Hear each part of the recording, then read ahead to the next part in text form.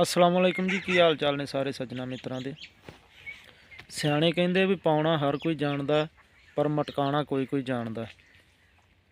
गल करन दा मतलब है कि किसी गैर मुल्क दे विच बाहर गोरियां दे मुल्कां दे विच किसी बंदे को बहुता पैसा आ जांदा ना, वो इंसानियत वाले राह ते टुर पैंदा, इंसानियत दी खिदमत करदा, माड़े बंदे दी खिदमत करदा, मदद करदा।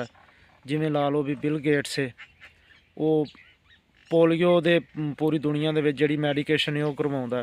साडे इधर रिवाज ही पुट्ठा, जिहदे कोल चार आने आ जांदे ने वो थोड़ा जिहा ओवर हो जांदा है, अपने आप चों बाहर हो जांदा है। सारे बंदे इक्को जिहा नहीं, लेकिन अक्सरीयत इस तरह ही है। जिवें ना एक सुनियारे की दुकान चों चूहे ने कोई सोने का टुकड़ा या कोई हीरे का टुकड़ा खा लिया, तो भज के ते चला गया आपदे एरिए दे विच। सुनियारा उहदे पिछे गया तो उत्थे अगों 150 चूहा सी, ਉਹਨੂੰ पता ही ना लगे भी हुण कौन है। उन्हें किसी सियाणे बंदे नूं पुछया भी बाबा ये किवें पता लगेगा कि चूहा किहड़ा जिन्हें मेरा खादा है हीरा। बाबे ने उन्होंने आख्या भी वेख पुत्तर, इत्थे जिहड़ा कोई पासे नुकरे ला के टपूसियां मारदा होवे ना, उन्हें तेरा हीरा खादा होना, चैक कर। वो जो सुनियारे ने वेख्या कि जिहड़ा पासे बैठा सी, उन्हें सुनियारे ने फड़ के उन्होंने चीर पाड़ किया तो विचों उहदा वो समान निकल आया। तो फिर उस बाबे कोल आया तो आंदा बाबा तेनू किवें पता सी भी इसे नहीं खादा हीरा।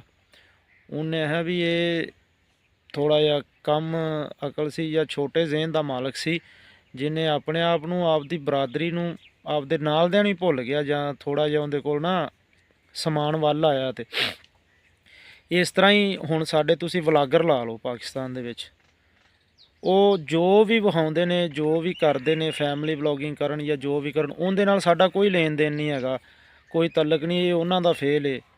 वो आपदी फैमिली नूं लैके आउंदे ने, आपदियां वो आपदी फैमिली नूं विखाउण, आपदे बीवी बच्चे जो मर्जी विखाउण, इहदे नाल साडा कोई लांझा नहीं, साडा कोई तलक नहीं।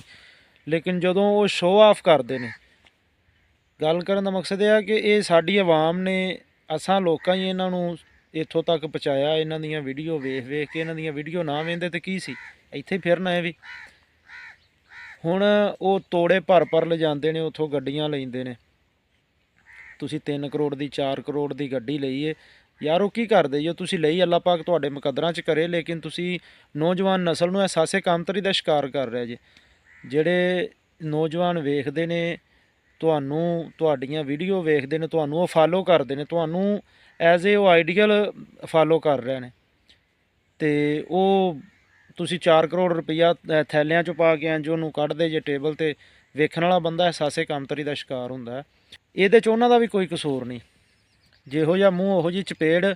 ਇਹ ਜਿਹੜੇ ਸਾਡੇ ਲੋਕ ਨੇ ਜਿਨ੍ਹਾਂ ਨੇ ਇਹਨਾਂ ਨੂੰ ਇੱਥੋਂ ਤੱਕ ਪਹੁੰਚਾਇਆ, ਜ਼ਮੀਨ ਤੋਂ ਚੁੱਕ ਕੇ ਅਸਮਾਨ 'ਤੇ ਪਹੁੰਚਾਇਆ, ਅਸਲ ਉਹਨਾਂ ਦਾ ਵੀ ਵਿੱਚ ਕੋਈ ਕਸੂਰ ਹੈਗਾ ਕਿ ਜੋ ਕੁਛ ਅਸੀਂ ਵੇਖਣਾ ਚਾਹ ਰਹੇ ਹਾਂ ਉਹੀ ਸਾਨੂੰ ਉਹ ਵਿਖਾ ਰਹੇ ਨੇ ਬਸ।